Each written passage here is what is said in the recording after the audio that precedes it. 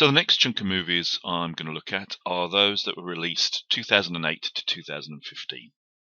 So, okay, at the start of 2008, this is pretty much what we'd got. New Line Cinema had brought out 3 Blade movies, 2 of which were pretty good. Fox had brought out 7 movies based on Marvel superheroes, the Fantastic Four ones, the Daredevil ones, and the X-Men ones, and pretty much only 2 of those were really well received. Columbia had got 3 Spider-Man movies, 2 of which people liked, and Ghost Rider, which they didn't. Lionsgate had done a couple of movies that pretty much nobody noticed, and then Universal had done their Hulk movie, and again that didn't go down too well. The first thing that happened was that New Line sold the rights to Deadpool to Fox, and that took New Line Cinema out of the game as far as making superhero movies was concerned. I don't think they were too fussed about that because they just heard Lord of the Rings that they were going to start working on, so I think they're pretty busy with that.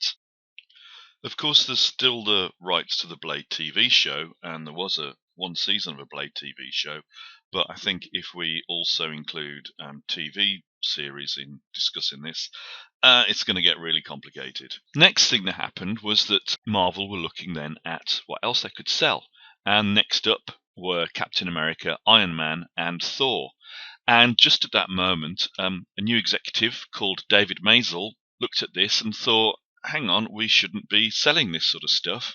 So, and considering that Captain America was the next one to be sold, you could say that was a timely intervention. Or you might not. So Marvel, then, deciding to make their own movies based on their superheroes, had a bit of a problem, which is that you don't just have to make movies, you then also have to distribute them. Distribution's really expensive, there's marketing involved, there's all the contracts with all the cinema chains, there's printing up more copies of the negatives to actually show in the cinemas. That's pretty expensive to do. The bigger movie companies can do both, but Marvel, setting up their own movie company, decided they only wanted to do production. It was too expensive to get into distribution. Now, their rights at Universal were both for production and distribution. So what they decided to do was just buy back the rights for the Hulk for production. So those come back to Marvel, therefore. Then they decide to find another distribution company for their other properties. And so for this, they get a deal with Paramount. They also decide that they want these movies to all be interconnected. They want to build up from one to the next, which is not something that ever happened before. So what they decide to do is create what is now called the Marvel Cinematic Universe. So at Paramount, they have their MCU movies with Paramount, and at Universal, they have the Hulk movie. However, they also form deals with Lionsgate and Columbia. Now, Lionsgate, they've got the Punisher property, and they don't really know what to do with it. So what they do is they form a deal with Marvel. Marvel will make the next Punisher movie. Lionsgate will distribute it. So the same deal that they got with Paramount and Universal.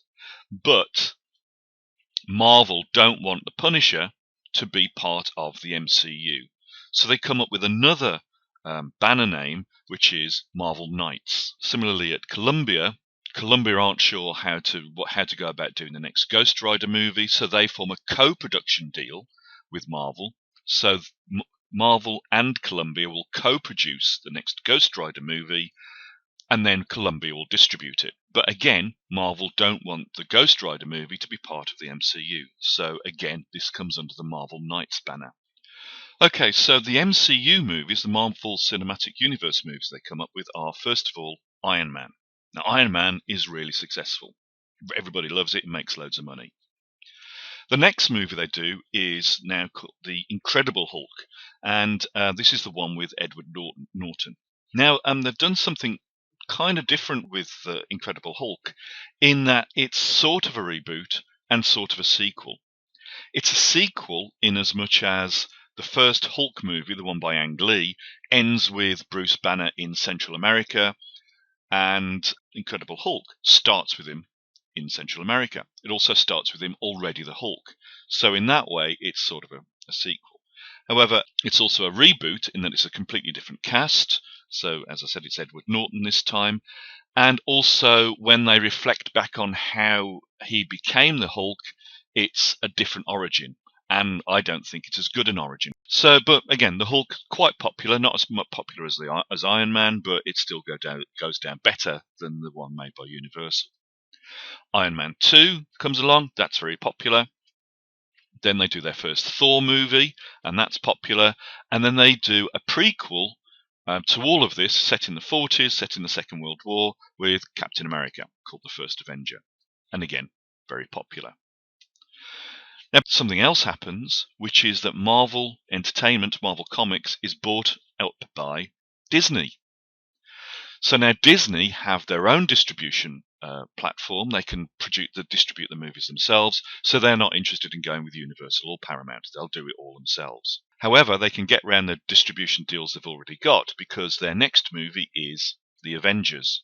And although The Avengers has Captain America, Thor, the Hulk, and Iron Man in it, it's not actually a Captain America, Thor, or Iron Man movie. It's an Avengers movie, so it's a completely different deal. So they can distribute it themselves, and again, it's very popular.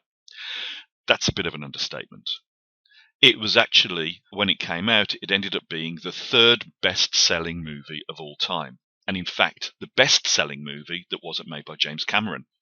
So that's enormously successful. And so, of course, they're going to go from strength to strength, therefore. They're going to really start getting behind it.